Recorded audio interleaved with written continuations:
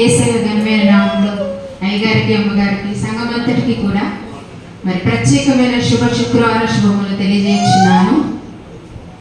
మరి ఈరోజు సజీవులలో నిలవబెట్టి మరి 6వ మాట మాట్లాడటకు మరి నాకు అవకాశం ఇచ్చినటువంటి దేవాది దేవునికి వేల స్తోత్రాలు చెల్లించున్నాను.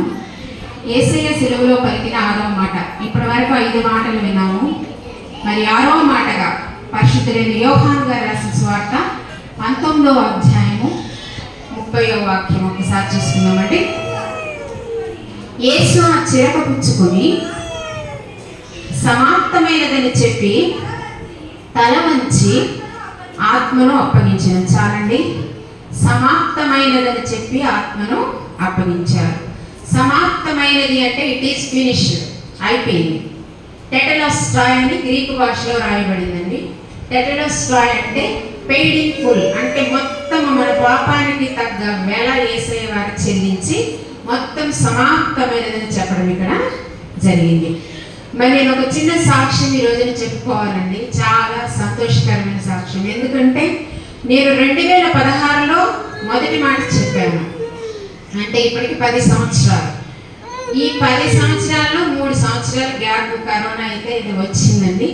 మొత్తం మీద ఈ రోజుతో యేసయ్య పలికిన 7 శిలువ మాటలు కూడా పూర్తయినాయండి, సమాప్తం చేశాను. హల్లెలూయా. సజీవులలో దేవుడు నన్ను ఉంచి ఆరోగ్యముగా ఉంచి నిజముగా మన యొక్క మందిరంలో నా ప్రియమైన మండలపాడు సంఘంలో మరి 7 మాటలు చెప్పడకు నాకు గొప్ప ధన్యతను దేవుడు అనుగ్రహించారు. నేను గొప్పదాన్ని కాదండి. మరి ప్రసంగి చెబుతున్నాడు, ఇంకను బ్రతుకుచున్న వారి కంటే కాలము చేసిన వారే ధన్యులు. ఎందుకంటే ఈ లోకంలో ఇంకా ఎన్నో భయంకరమైన సంఘటనలు మనము చూడబోతున్నాం. అందుకే ఇంకా బ్రతుకుచున్న వారి కంటే కాలము చేసిన వారే ధన్యులని ప్రసంగి ఎంతో చక్కగా రాయటం జరిగిందండి. మరి నా జీవితంలో మరి ఫస్ట్ మాట చెప్పినప్పుడు 35 సంవత్సరాలు, నాకు ఇప్పుడు 45 అండి. మరి అప్పటికి ఇప్పటికి ఆరోగ్యపరంగా, వయసు పరంగా అన్నీ కూడా తేడాలు వచ్చినాయి. మొదటి మాట చెప్పినప్పుడు చాలా భయం. ఈ సన్నిధిలో, దేవుని సన్నిధిలో నిలబడాలంటే చాలా భయంగా చెప్పాను. కానీ ఈ రోజు ఒక కాన్ఫిడెన్స్, నా తండ్రి అనే దేవుడే నాతో మాట్లాడతాడని ఒక కాన్ఫిడెన్స్ వచ్చింది. ఈరోజు చాలా మంది యవన బిడ్డలు మరి సాక్ష్యం చెప్పారు. చాలా మంది మరి వాక్యం చెప్పి ఉన్నారు. వారు కూడా మరి ఇదే విధంగా వాడబడాలి దేవుని కృపను కోరుకుంటున్నాను.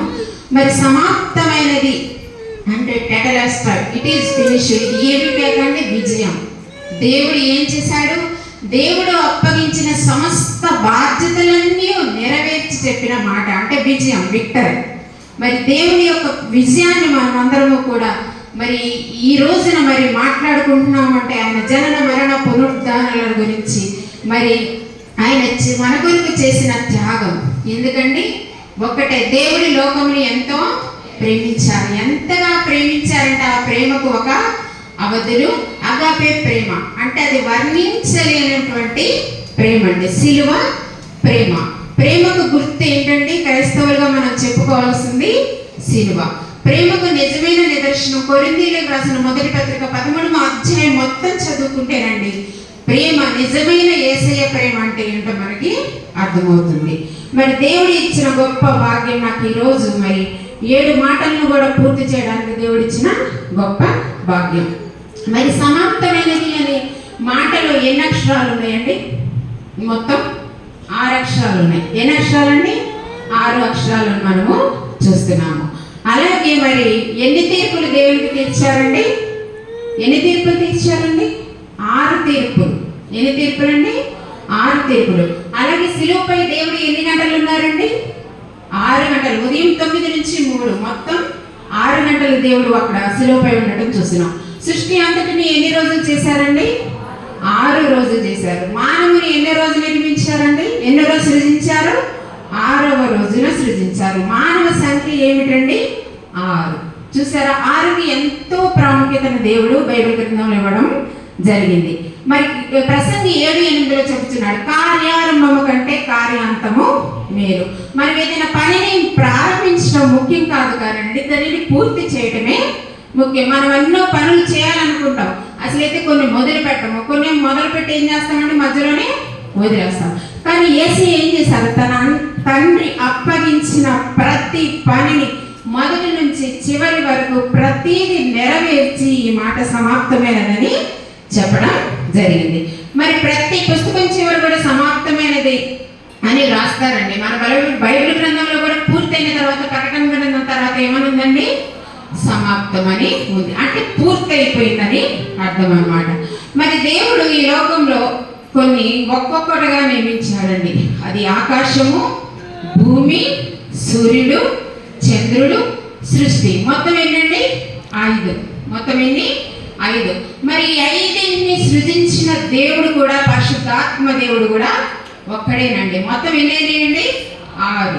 అంటే పరిశుద్ధాత్మ దేవుడు, ఇది పరిశుద్ధ దేవుని మందిరం, ఇది పరిశుద్ధ బైబిల్ గ్రంథం. హల్లెలూయా.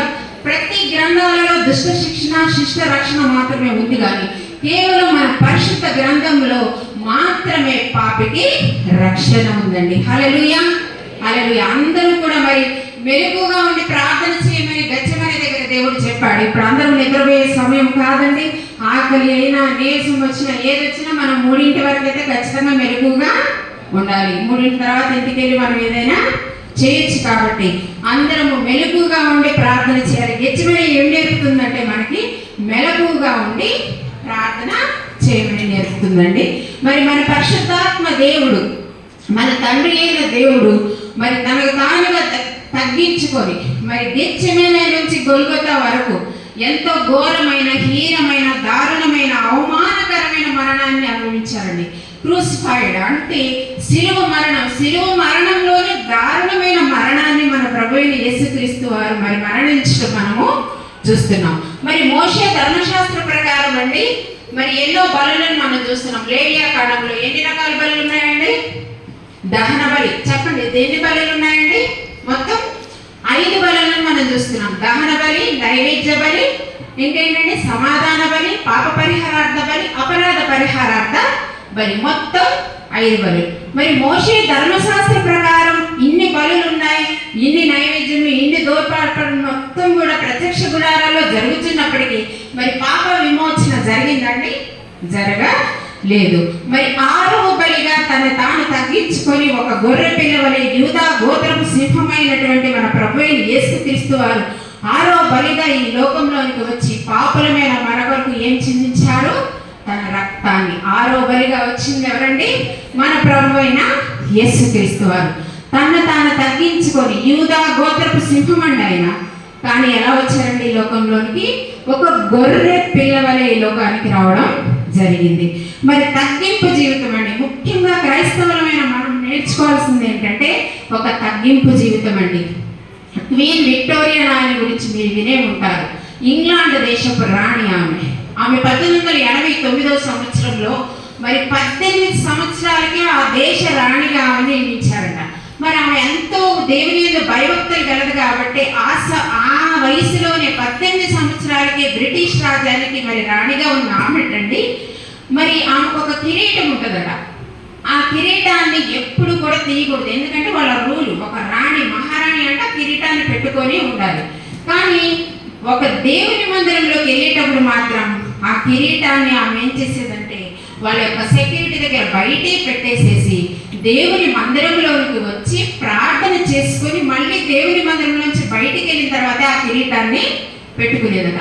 అక్కడ ప్రధానులు వాళ్ళందరూ అడిగారంట, ఏంటమ్మా మీరు మరి ఎక్కడా కూడా ఆ కిరీటాన్ని తీరు, కానీ కేవలం దేవుని మందిరంలోకి వచ్చేటప్పుడే ఆ కిరీటాన్ని ఎందుకు తీస్తారు అంటే ఆయన రాజులకు రాజు, ప్రభులకు ప్రభు, ఆయన ముందు నేను రాణినేంటి అన్నదట. హల్లెలూయా అండి. అందరూ చప్పట్లు కొట్టి దేవుని నామం గట్టిగా మాట్లాడుతున్నారు. ఆయన ఎవరండి? రాజులకు రాజు, ప్రభువులకు ప్రభు, యూదా గోత్రపు సింహం అండి ఆయన. కానీ మన పాపముల నిమిత్తమై ఈ లోకంలో తన్ను తానుగా బలిగా అర్పించుకుంటూ వచ్చారంటే నిజంగా ఎంత ప్రేమ, ఎంత త్యాగం. నిజంగా ఆ ప్రేమ ఈ లోకంలో మనకి ఎక్కడా కూడా దొరకదండి. మన జీవితాల్లో ఎన్నో గుడ్ ఫ్రైడేలు వెళ్ళిపోయాయి. ప్రతి సంవత్సరం 7 మాటలు వింటూనే ఉన్నాము.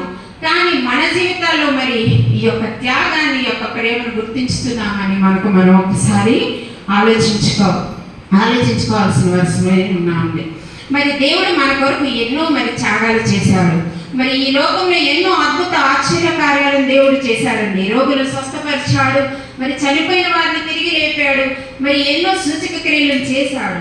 మరి యేసయ్య అసలు ఈ లోకానికి ఎందుకు వచ్చారో చూద్దామండి. లూకా రాసిన సువార్త 2వ అధ్యాయము 49వ వాక్యం ఒకసారి చూసుకుందామండి. ఆయన మీరేనా నన్ను వెతుకుచుంటిరి, నేను నా తండ్రి పనుల మీద నుండవలనని మీరెరుగరా అని వారితో చెప్పాను. యేసయ్య ఎవరి పనుల మీద ఉన్నారండి? తండ్రి పనుల మీద ఉన్నారు. ఆ మాట చెప్పినప్పుడు యేసయ్యకి ఎన్ని సంవత్సరాలండి? 12 సంవత్సరాలు. యెరూషలేము పస్కా పండుగకు యోసేపు మరియమ్మలతో అక్కడికి వచ్చినప్పుడు ఆయన ఏంటి కనపడలేదండి. ఆ జనంలో కనపడక యేసేపు మరియమ్మ వెళ్ళిపోయి మన మూడో రోజు యేసు ప్రభు వారు వాళ్ళకి కనపడ్డారు. ఆ 3వ రోజు కనపడినప్పుడు యేసేపు మరియమ్మ ఆయన దగ్గరికి వచ్చి అప్పుడు ఆయన ఏమన్నాడండి ఈ మాటను, నా తండ్రి పనుల మీద ఉన్నారు, మీరు నన్ను ఎలా వెతుకుతున్నారు? ఆయన బోధకుల మధ్య కూర్చుని ఏమడుగుతున్నారు? వాళ్ళని ప్రశ్నలను అడుగుతున్నారు. అప్పుడు యేసయ్య వార్త అన్నమాట. అంటే ఆయన 12వ సంవత్సరం నుంచే తండ్రి యొక్క పనుల మీద ఉన్నారండి. 12కి కూడా మన బైబిల్లో ప్రత్యేకమైన ప్రాధాన్యత ఉంది. శిష్యులు ఎంతమంది అండి? గోత్రాలండి 12 కదా. అలాగే ఇంకా మరి యాయేరు కుమార్తెను బ్రతికించారు కదా, ఆమెకి ఎన్ని సంవత్సరాలండి? రక్తస్రావం గల స్త్రీకి ఎన్ని సంవత్సరాలు ఆమె రక్తస్రావంతో బాధపడిందండి? 12. 5 రొట్టెలు 2 చేపలు మరి ఎన్ని గంపలకి ఎత్తారండి? 12 కదా. మరి బైబిల్లో ఒక్కొక్క సంఖ్యకు ఒక్కొక్క ప్రాధాన్యత దేవుడు ఇవ్వడం జరిగిందండి. మరి ఆయన బెత్లెహేంలో జన్మించి బెత్లెహేం నుంచి ఐగుప్తు వచ్చి, ఐగుప్తు నుంచి కూడా ఇశ్రాయేలు దేశం వచ్చి, ఇశ్రాయేలు నుంచి గలిలయ ప్రాంతంలోని నజరేతులో ఉన్నారు.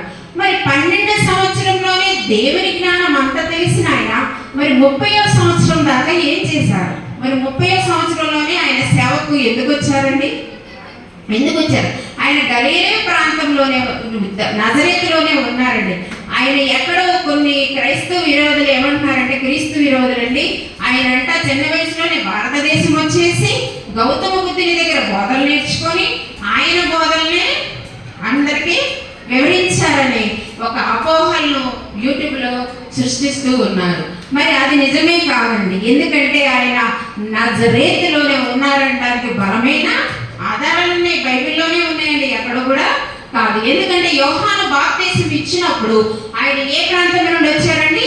గలిలయ ప్రాంతం నుంచి వచ్చారు. గలిలయ ప్రాంతంలో ఉంది ఏంటంటే ఏ ఊరు? నజరేతు అను ఊరు. మరి ఆయన శిలువ వేసినప్పుడు కూడా పై విలాసంగా ఏం రాయబడింది? యూదులకు రాజైన నజరేయుడైన క్రీస్తు. ఐఎన్ఆర్ఐ అంటే ఏంటండి? ఐ అంటే ఈజస్, ఎన్ అంటే నజరేనెస్, అలాగే ఆర్ అంటే రెక్స్, ఐ అంటే ఇది యువరం. అంటే ఇది లాటిన్ భాష అండి. లాటిన్ భాషలోనే ఎందుకు రాయబడింది అంటే ఆ రోమన్ సామ్రాజ్యపు అధికార భాష ఈ లాటిన్ భాష అండి. లాటిన్ లోనే లా ఉంది. ఇది న్యాయశాస్త్ర సంబంధమైన భాష. ఆ న్యాయశాస్త్ర సంబంధమైన భాషలో లాటిన్ భాషలో ఐఎన్ఆర్ఐ యూదులకు రాజైన నజరేయుడైన క్రీస్తు. మరి అది ఏ గ్రామంలో ఉన్నా ఆ గ్రామం పేరు వచ్చేదేమో. ఆయన యెరూషలేము యేసయ్య అనలేదు, బెత్లెహేంలో పుట్టాడు కాబట్టి బెత్లెహేం యేసయ్య అనలేదు. కానీ ఆయన నజరేతులో ఉన్నారు కాబట్టి ఆయన నజరేయుడైన యేసయ్య అని పిలవడం జరిగిందండి. మరి ఆ నజరేయుడైన యేసు క్రీస్తు మరి 12 సంవత్సరములలోనే మరి ఆ ప్రాంతానికి వచ్చిన ఆయన మరి 12 సంవత్సరాలకే మరి బోధకుల మధ్య కూర్చొని మరి ప్రశ్నలు అడుగుచిన ఆయన 30వ సంవత్సరం దాకా సేవలోకి ఎందుకు రాలేదండి? ఎందుకని రాలేదు అంటే ఒక్కసారి సంఖ్యాకాండం 4వ అధ్యాయము 3వ వాక్యం చూసుకుందామండి. సంఖ్యాకాండము 4వ అధ్యాయం 3వ వాక్యం. 30 ఏళ్ళ మొదలుకొని 50 ఏళ్ళ వరకు ప్రాయము కలిగి ప్రత్యక్షపు గుడారంలో పనిచేయుటకు సేనగా చేరగల వారందరి సంఖ్యను వ్రాయించుము. అక్కడ ఏం చెప్తున్నారండి? 30 ఏళ్ళ నుంచి 50 ఏళ్ళు. ఇది ఏంటి అంటే అండి, లేవీయులు కేవలం ఒక దేనికి దేవుడు కేటాయించాడు? యాజకత్వం కోసం మాత్రమే వారి యొక్క వంశాన్ని కేటాయించారు. అలాంటి లేవీయులంటే 30 సంవత్సరముల తర్వాతే దేవుని సేవలోకి రావాలి. మరి యేసుక్రీస్తు వారు ఏ వంశానికి చెందిన వారండి? లేవి వంశానికి చెందినవారు. యోసేపు ఏ వంశానికి చెందినవాడు? లేవి వంశానికి. లేవి వంశానికి చెందినవారు కాబట్టి ఆయన 12 సంవత్సరాలకు రావచ్చు, 25 సంవత్సరాలకు రావచ్చు. కానీ మోషే ధర్మశాస్త్ర ప్రకారము లేవీయులు యాజకత్వం ఏ వయసు నుంచి ప్రారంభించాలండి? 30వ సంవత్సరం నుంచి. కాబట్టి ఆయన 30 సంవత్సరాలకి సేవలోకి రావడం జరిగిందండి. హల్లెలూయా, హల్లెలూయా అండి. అందుకని యేసు ప్రభు వారు 30వ సంవత్సరంలో ఆయన యొక్క సేవను ప్రారంభించడం జరిగిందండి.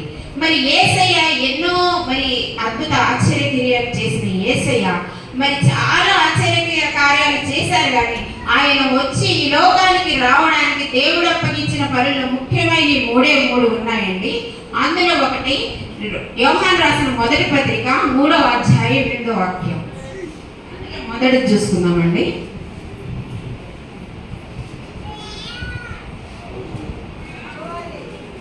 అపవాది మొదటి నుండి పాపము చేయించున్నాడు కనుక పాపము చేయువాడు అపవాది సంబంధి అపవాది యొక్క క్రియలను లయపరచుటకే దేవుని కుమారుడు ప్రత్యక్షమాయెను. హల్లెలూయా.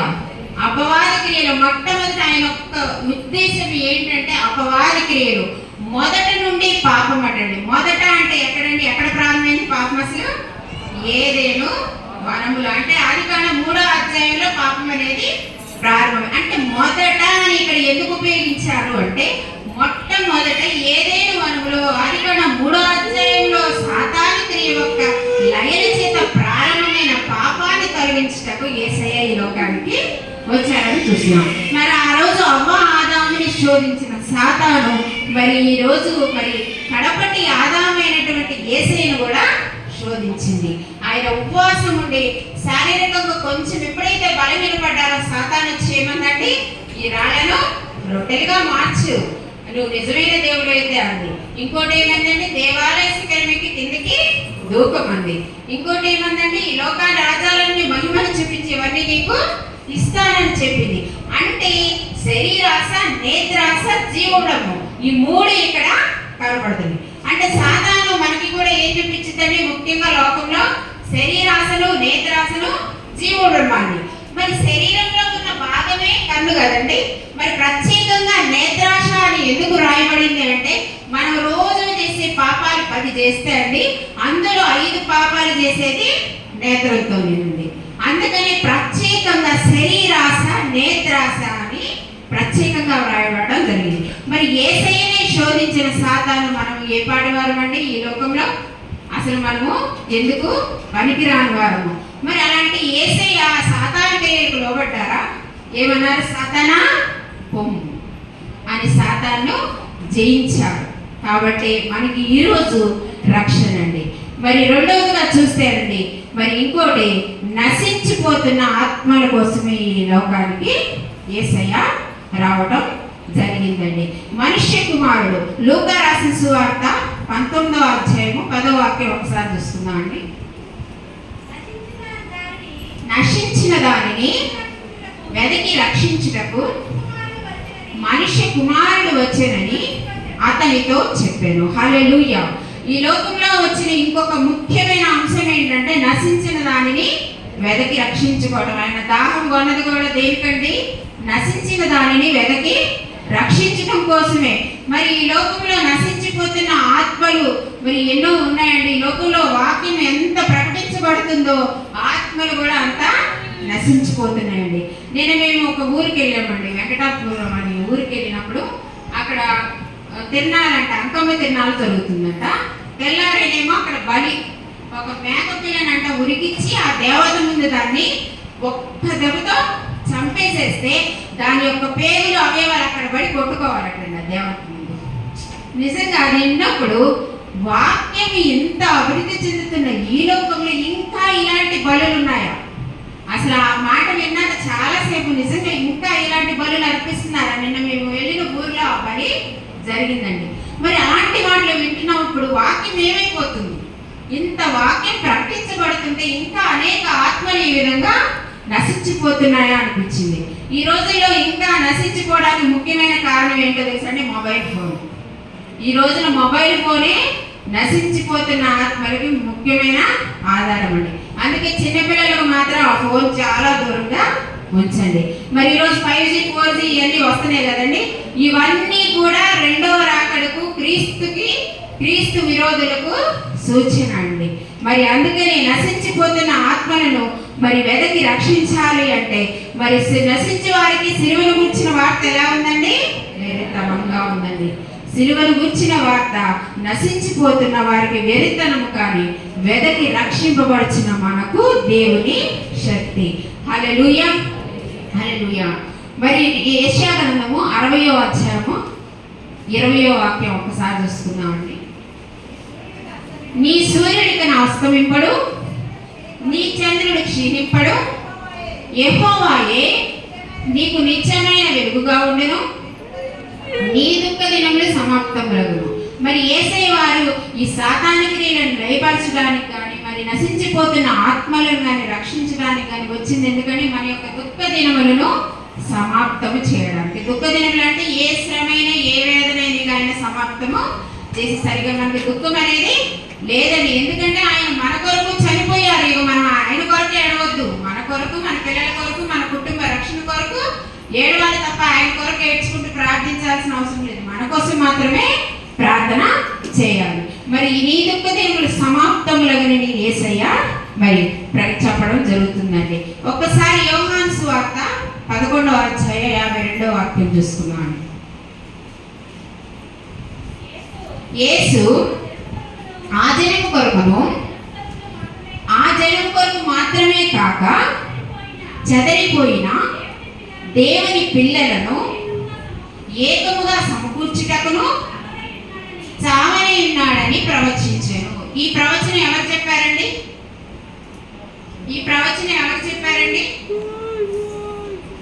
కయప, ప్రధాన యాజకుడైనటువంటి కయప చెప్పిన ప్రవచనం అండి. మరి ఆయన తీర్పు తీర్చిన వారిలో కయప కూడా ఒకడు. కానీ ఆయన ఏమి ప్రవచించారంటే ఆ జనము కొరకు మాత్రమే కాక చెదిరిపోయిన జనం కొరకు ఈయన చనిపోవడానికి ఈ లోకానికి వచ్చారని సాక్ష్యం అండి. ఇది పెద్ద కయప ఇచ్చిన సాక్ష్యం, ప్రవచనం. మరి ఆ జనం అంటే నశించిపోతున్న జనము. మరి చెదిరిపోయిన జనం అంటే ఎవరండి? బాబేలు గోపురం దగ్గర యేసయ్య ఏం చేశారండి? తన పిల్లలందరినీ చెదరగొట్టారు కదండి. ఆ పిల్లలందరూ ఏకముగా రెండవ రాకడలో సమకూడుట కొరకే ఆయన మన కొరకు చనిపోవడానికి ఈ లోకానికి రావడం జరిగిందండి. ఆ చెదరిపోయిన జనము కొరకు, నశించిపోతున్న ఆ జనము కొరకు ఆయన మరి చావలి ఉన్నాడని కయప ఇచ్చిన ప్రవచనం అండి ఇది.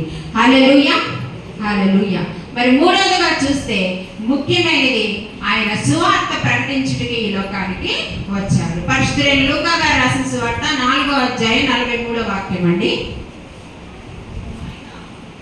ఆయన నేను ఇతర పట్టణముల్లోనూ దేవుని రాజ్య సువార్తను ప్రకటింపవలెను, ఇందు నిమిత్తమే నేను పంపబడినని వారితో చెప్పాను. మూడవది ఏంటంటే సువార్త ప్రకటించుట. మరి ఇదే అసలు ముఖ్యమైనది. ఆయన వచ్చిన ముఖ్యమైన పని అయితే సువార్తను ప్రకటించటమేనండి. అందుకని ఆయన నశించిపోతున్న ఆత్మలు రక్షింపబడాలన్నా, సాతాను క్రియలు లయపరచబడాలన్నా ఏం ప్రకటించబడాలండి? సువార్త ప్రకటి. సువార్త అంటే ఏంటండి? యేసయ్య జననం, ఆయన మరణం, ఆయన పునరుత్థానం. యేసు మన కొరకు పుట్టాడు, చనిపోయాడు, తిరిగి లేచాడు. ఇదే సువార్త అండి. ఈ లోకంలో మనం ప్రకటించవలసింది కూడా ఇదే. తెలియని జనానికి, నశించిపోతున్న వారికి, సాతాను క్రియల చేత లయపరచబడే వారికి మనం తెలియజెప్పాల్సింది ఏంటంటే యేసయ్య మన కొరకు ఈ లోకంలో పుట్టారు, తాను తగ్గించుకుని చెప్పాలి. శిలువ మీద ఇన్ని శ్రమలు పడి చనిపోయారని చెప్పాలి. మూడవ దినాన మన కొరకు తిరిగి లేచారని చెప్పాలండి. ఇదే నిజమైన సువార్త. మరి వాక్యం దొరకని రోజులు త్వరలో రాబోతున్నాయి. మరి వాక్యాన్ని మనం ఎక్కడ భద్రపరచుకోవాలండి? మన యొక్క హృదయంలో. హృదయాన్ని 3 భాగాలుగా చేసుకోవాలటండి. ఒకటి ఆవరణం, ఒకటి పరిశుద్ధ స్థలం, మూడోది అతి పరిశుద్ధ స్థలం. ఆవరణంలో మనము, మన కుటుంబం ఉండాలట. పరిశుద్ధ స్థలంలో మనము యాజకులము మాత్రమే ఉండాలి. అతి పరిశుద్ధ స్థలంలో దేవుడు మనమే ఉండాలండి. హల్లెలూయా. అక్కడ అతి పరిశుద్ధ స్థలంలో ఎవరికి కూడా స్థానం ఇవ్వకూడదు. అప్పుడే వాక్యాన్ని మనం హృదయంలో పరుచుకుంటాము అండి. మరి యేసయ్య మరి సువార్త ప్రకటించబడుతుంది. మన ప్రవీణ్ పగడా గారి మరణం చూసాము. మరి ఆయన అయితే చనిపోకముందు నాకైతే తెలియదు కానండి, ఆయన చనిపోయిన తర్వాత ఆయన ఎవరో నాకు తెలుసు. మరి ఆయన చనిపోయిన తర్వాతే నాకు తెలిసి ఎక్కువగా సువార్త ప్రకటించబడిందేమో. ఎందుకంటే చాలా వరకు యూట్యూబ్లో ఆయన వాక్యాలు చూసి ఈయన ఎంత గొప్పవారా అని తెలిసింది. అంటే ఆయన చనిపోయి కూడా సువార్తను ప్రకటించారండి. హల్లెలూయా. మరి బైబిల్ గ్రంథంలో ప్రవక్తల ద్వారా కూడా ఆయన చనిపోయాకే మనకి సువార్త అందింది కదండి. మరి నశించిపోతున్న ఆత్మలు సాతానుని లయపరచడానికే మరి సువార్త ప్రకటించబడటానికే ముఖ్యముగా 3 పనుల మీదే దేవుడు ఈ లోకంలోనికి రావడం జరిగిందండి. యోహాను రాసిన సువార్త 17:4 చూసుకుంటే, చేయుటకు నీవు నాకు ఇచ్చిన పని నేను సంపూర్ణంగా నెరవేర్చి భూమి మీద నిన్ను మహిమ పరచుతిని. ఇది సిలువ వేయబడక ముందు చెప్పిన మాట అండి. ఇది దేని గురించి చెప్పారంటే సంపూర్ణము చేశాను అని సేవ గురించి, ఆయన ప్రకటించిన సువార్త గురించి చెప్పారు. మరి 5వ మాటలో సమాప్తమైనది చెప్పిందేమో లేఖనముల గురించి చెప్పారు. మరి 6వ మాటలో సమాప్తమైనది ఏంటంటే శరీరధారిగా ఆయన ఈ లోకానికి వచ్చిన పని సమాప్తమైనదని మరి 6వ మాటలో చెప్పడం జరిగిందండి. హల్లెలూయా. మరి 6వ మాట చెప్పి ఆయన తల వంచి ఆయన ఆత్మను అప్పగించడం జరిగిందండి. తల వంచడం అంటే విధేయతకు గుర్తండి. నేను మసూబు ద్వారా కూడా చెప్పానండి ఒక మాట, మళ్ళీ చెప్పాలని ఇష్టపడుతున్నాను. మరి తల వంచి అంటే పాలస్తీనాలోని బెత్లెహేంలో మరి ఆయన జన్మించిన స్థలంలో ఒక పెద్ద మందిరాన్ని నిర్మించారు. మనం బయట నుంచి వెళ్ళి దాన్ని ఇలాగా చూడాలండి, కానీ దాని ద్వారం మాత్రం ఇంతే 4 అడుగులు ఉంటుందటండి. ఎందుకో తెలుసా అండి? ఎంతటి జ్ఞానవంతులు, ధనవంతులు, గొప్పవారైన ఎవరైనా ఇలా వంగి వెళ్ళాల్సిందే. తల వంచుకొని అందులోంచి వెళ్ళాలి. తల వంచడం అంటే తగ్గింపండి. మరి యేసయ్య అంత తగ్గించుకొని శిష్యుల యొక్క పాదాలను అడిగారండి. మనం ఎంతటి వారు అసలు? మరి మన జీవితాల్లో కూడా తగ్గింపు జీవితం కలిగి జీవించాలి. ముఖ్యంగా మన క్రైస్తవ జీవితంలో నేర్చుకోవాల్సిన 3 పాఠాలు ఏంటంటే ప్రేమ, క్షమ, తగ్గింపు. ఇవి 3 ఉంటే చాలండి. మరి క్రైస్తవులు అనేది మన మాటల్లో, మన ప్రవర్తనలోనే చూపించాలండి. అదేదో సువార్త ప్రకటిస్తూ చూపించాల్సిన అవసరం కాదు. మనం తిరిగే ప్రతి ప్రదేశంలో కూడా మన ప్రవర్తనలో క్రైస్తవం అనేది చూపించాలండి. మరి తిమోతికి రాసిన 2వ పత్రిక 4:7 అపోస్తలుడైన పౌలు గారు మంచి మరి సాక్ష్యం చెప్తున్నారు అక్కడ. మంచి పోరాటము పోరాడితిని, నా పరుగు కడముట్టించుతిని, విశ్వాసము కాపాడుకొంటిని. హల్లెలూయా అండి. అలాగే మన జీవితాల్లో కూడా మనము కూడా ఏం కలిగి ఉండాలండి?